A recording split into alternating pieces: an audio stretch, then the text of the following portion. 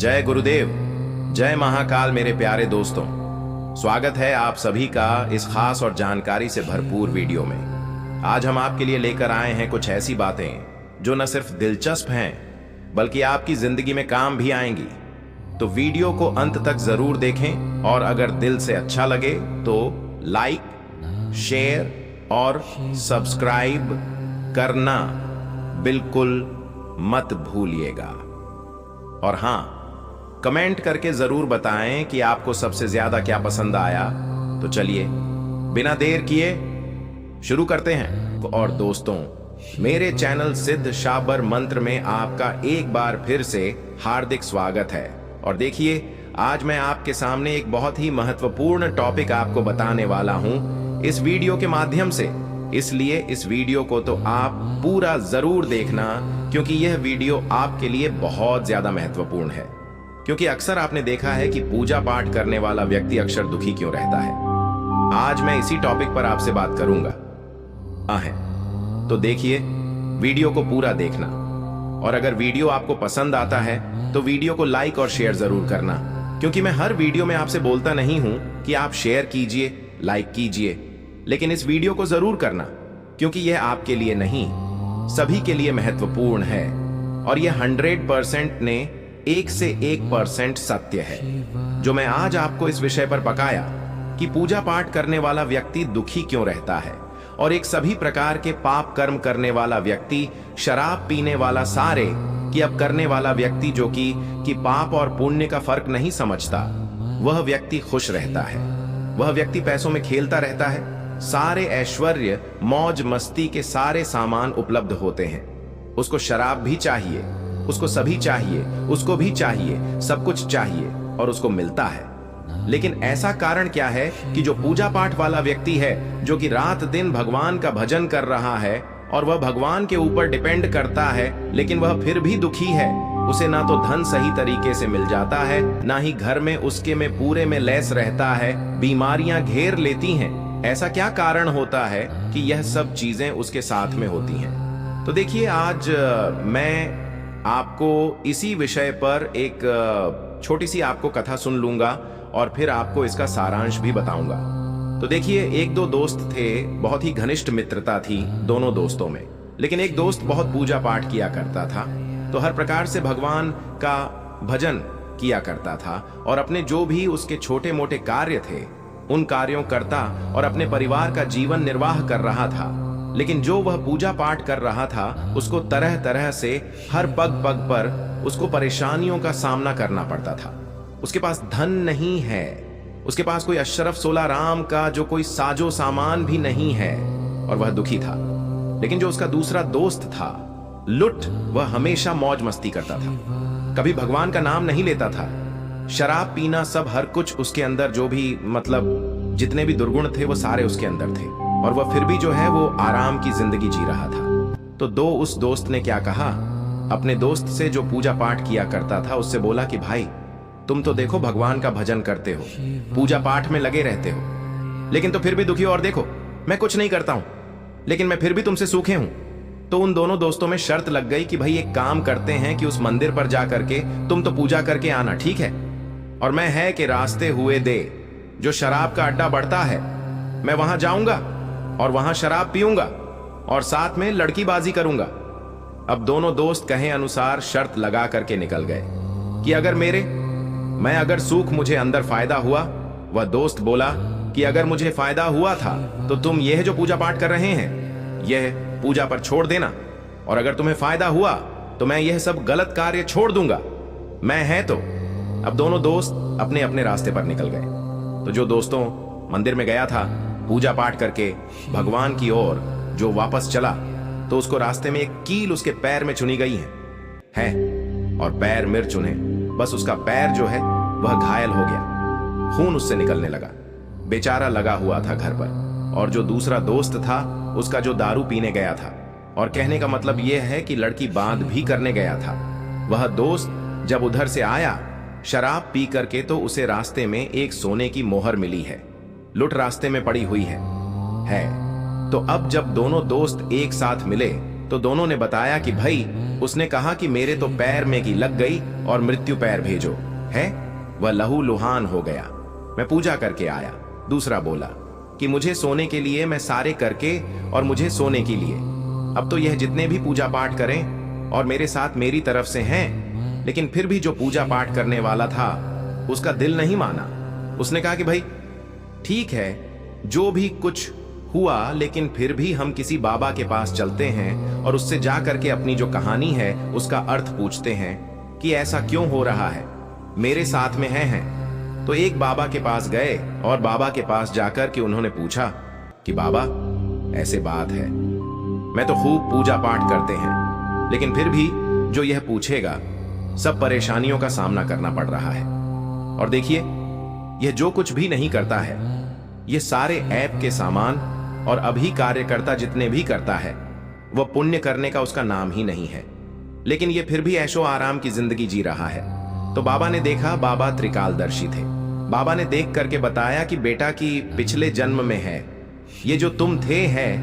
मैं उसको बोला कि जो पूजा पाठ किया करता था, उसकी तरफ बाबा ने उंगली करके बोला कि तुम पिछले जन्म में बहुत बड़े पाप और अन्याय थे, और यह जो है, यह पिछले जन्म में यह बहुत बड़ा सिद्ध महात्मा था और परोपकार करने वाला था तो है। लेकिन अब हुआ क्या कि तुम जैसे भगवान की पूजा पाठ कर रहे हो तो भगवान की भक्ति कर रहे हो, लेकिन तुम्हारे सामने जो समस्याएं आ रही हैं ना, वह पिछले जन्म के कर्मों का फल है। और देखो, जो तुम्हें आज की लगी है ना पैर में, इस दिन तो तुम्हें सूली पर लटकाया जाना था। इस दिन तुम्हें सूली पर लटकाया जाता। अगर तुम ये पूजा पाठ ना करते हुए होते तो तुम्हारे, समझ लीजिए आप, कि वह उसके किसी ना किसी जन्म के पाप हैं, जो कि वह पुण्य कर्म करने से छेड़ तो हो रहे हैं, लेकिन उसको जो धन मिल रहा है ना, वह दंड उन्हीं पापों का कर्म है।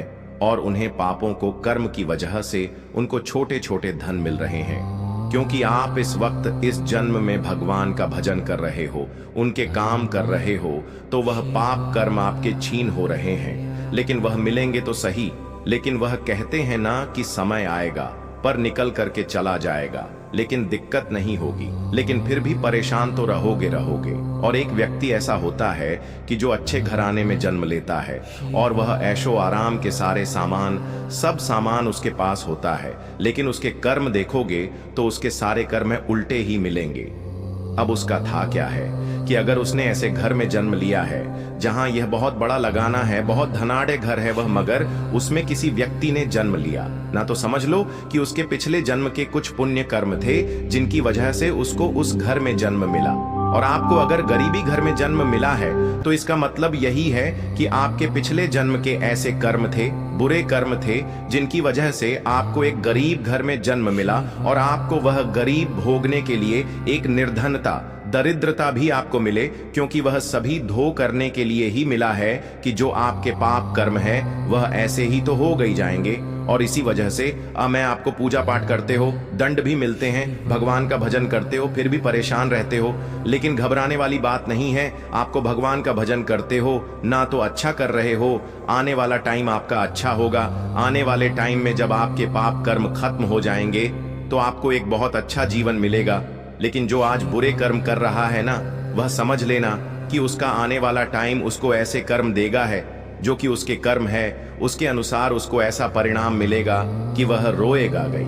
अब कहने वाले तो कहते थे कि जो जो चल रहा है उसको देखो आगे किसने देखा है। तो यह कहते कहते पिछले पूजा पाठ करते हुए भी आज जो लोग कहते होंगे, लेकिन क्विक किसी ने देखा, आगे भगवान ने देखा है, वह जानता है कि तुम्हें कहां भेजना है। उसी के अनुसार आपके साथ में जो दंड प्रक्रिया है वह चलती ही है। तो इसलिए अगर किसी का, हाँ, एक और टॉपिक मुझे इसमें समझ में आ गया और एक और बात मेरी समझ में आई है।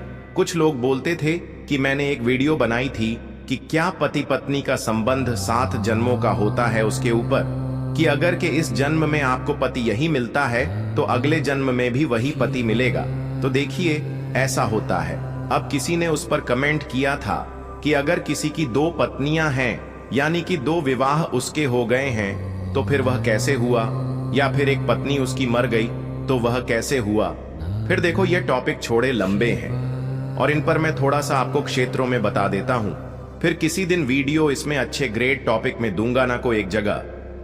पहली बात तो यह है कि जिस व्यक्ति के आज एक पत्नी से अलग दूसरी से भी संबंध है, तो कहीं ना कहीं उस बहुत पिछले जन्मों में उस दूसरी जो लड़की है जिससे उसके संबंध हैं, उससे भी उसके कहीं ना कहीं पति पत्नी के संबंध रहे होंगे। कि देखिए, यह 7 जन्मों तक खेल है ना, कि भाई 7 जन्म आपके पूरे हो गए और आप चले जाओगे सीधे स्वर्ग धाम। ऐसा नहीं होता, क्योंकि जब तक पाप खत्म नहीं होंगे, इस वर्ष हमको तो बस अपना छोड़ दो।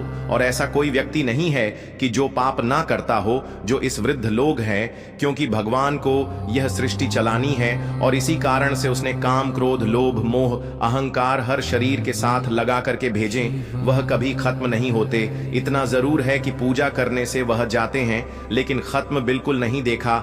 9801 जब यह चीज साथ रहेंगे तो आदमी बुरा कर्म करेगा और बुरा कर्म करेगा तो वह जन्म लेना पड़ेगा। अगला जन्म लेकर उत्तरकाशी तक चलेगी, सीधी सी बात है। तो आप यह तो समझ लेना कि आपके पिछले 7 जन्मों का अच्छी लगे। ये तो आपने महाभारत में भी किस्सा सुना होगा कि जब अब पितामह भीष्म शैया पर थे तो उन्हें कितने जन्म की याद आ गई थी, निश्चय जन्मों की याद थी। लेकिन शो के बाद जो 101 वर्धनम था, तब का भगवान श्री कृष्ण ने उनको दिखाया तक यह देखो, तुमने जो यह कर्म किया था उसकी सजा तो मैं आज मिली है कि इन 100 जन्मों में तुमने कभी अधर्म का साथ नहीं दिया तो अधर्मी थे, नहीं तो इसलिए तुम्हें इसकी सजा मिली। यह पाप कर्म जो था तुम्हारा, यह आपका पाप कर्म, ये एक तरीके से डिपॉजिट होकर के रखा हुआ था कि जब आपको गलत काम करोगे तब आपको यह मिल जाएगा। तो और वह आज मेरी, क्योंकि तुमने अधर्म का साथ दिया है तो अब आप लगा सकते हैं। जबकि 100 जन्मों की कहानी थी, वह 7 जन्म लेकर बैठे हुए। तो एक जो लड़की आज आपके इर्द गिर्द है, या जिस लड़की से आपके संबंध है, किसी दूसरे से कहीं ना कहीं उसके साथ आपके संबंध रहे हैं, चेक किसी भी जन्म दे रहे हो। वह तो क्योंकि आपको लगता है कि किसी भी व्यक्ति को, मतलब कि किसी व्यक्ति विशेष को या किसी स्त्री को, किसी लड़की को देखकर, कि यह किसी लड़की को, लड़के को देख करके, और जो उसके अंदर एक प्यार का अंकुर जो पूछता है ना, एक अपनापन, एक लगाव जो आता है, एकदम देखते ही किसी को उसकी तरफ एकदम से आकर्षित हो जाता है और उसे एक उसमें अपनापन महसूस होता है। क्या है ये बड़ी चीज है, क्योंकि उसके कहीं ना कहीं पिछले जन्मों से संबंध रहे हैं, कुन्नू संबंधों की वजह से। जो वह रिश्ता है ना, वह भर क्विक, क्योंकि हमारे माइंड के अंदर जो, जिसको सहस्त्रार बोलते ना, वहां पर सारा डाटा स्टोर है।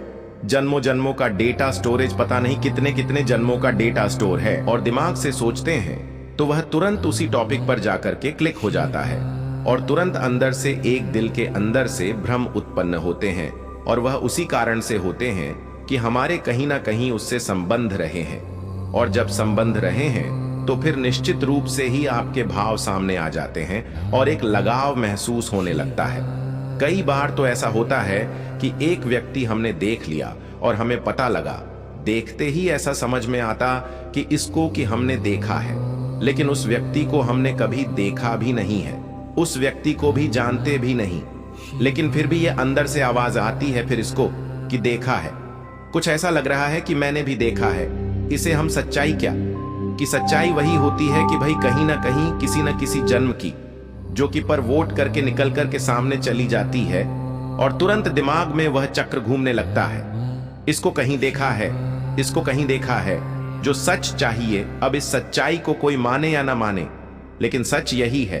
अब कई बार ऐसा होता है कि एक पत्नी छूट जाती है, यह एक पत्नी बीच में ही खत्म हो जाती है, यह पति खत्म हो जाता है, बीच रास्ते में छोड़कर केवल चला जाता है। अब इसका क्या मतलब है? इसका भी मतलब यही है कि कहीं ना कहीं पिछले जन्म में दोनों में से किसी ने किसी को धोखा दिया है, और जब किसी ने धोखा दिया है तो वह अपना बदला जरूर लेगा, उसको उसी तरीके से वह छोड़ करके जाएगा, तड़पता हुआ है। इसी कारण से यह हादसे होते भी हैं तो है। हालांकि देखिए, ये बहुत पेचीदा है, बहुत ही अच्छी चीज है, इसको समझा पाना इतना आसान नहीं है और समझ पाना इतना आसान नहीं है, लेकिन फिर भी जो मैं बता रहा हूं सच्चाई वही है। क्योंकि हम जो हमारे जो पिछले जन्मों के संबंध हैं, वह संबंध हमारे अगले जन्मों में भी काम हमारे साथ ही रहते हैं। अगर आप पिछले जन्म में कोई सिद्ध पुरुष थे और आपने कुछ साधना की है, आपने कोई सिद्ध की है, तो अगले जन्म में भी 25% वह सिद्ध आपके साथ रहती है। वो कहते हैं ना कि कभी किसी ने किसी देव की पूजा नहीं की, लेकिन फिर भी उसको कोई ना कोई देवता दिखाई देता है। फिर भी उसको ऐसा लगता है कि मेरे साथ कोई है जो मेरी सहायता कर रहा है। ऐसा क्यों है? कि ऐसा इसीलिए है कि आप किसी जन्म में बहुत बड़े सिद्ध पुरुष रहे हैं और जो शक्तियां आपके साथ चल रही हैं वह शक्ति आपके पिछले जन्म की है, लेकिन आपको उसका आवाज नहीं है। क्योंकि जब हम नया जन्म लेते हैं तो फिर हमारी जितने भी पूर्व जन्म की यादें होती हैं वह भगवान की कृपा से वह एकदम डाटा स्टोर करके क्लोज हो जाता है। और वह डाटा तभी मिलता है जब हम उस परमपिता परमेश्वर की पूजा करते हैं, जब हमारा शरीर इतना अधिक हो जाता है, इतना अधिक परिपक्व को खो जाता है कि अगर हमें अपने पिछले जन्म की पता लग जाए, हमारे जो अंदर से विकार हैं वह सब खत्म हो जाते हैं।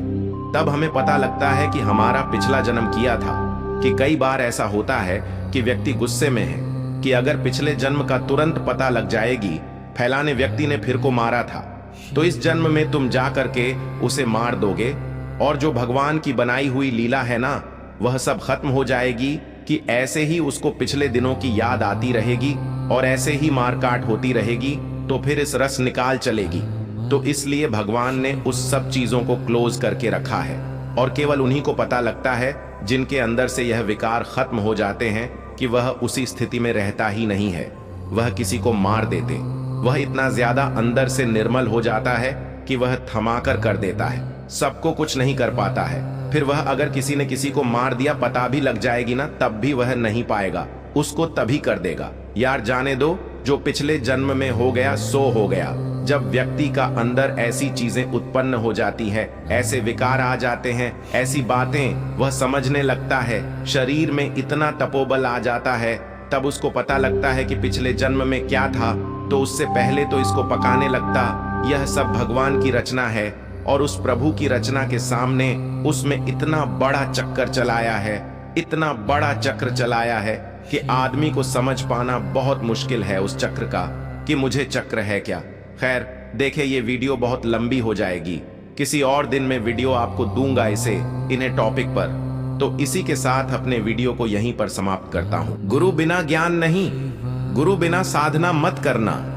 गुरु ही रास्ता है, गुरु ही प्रकाश।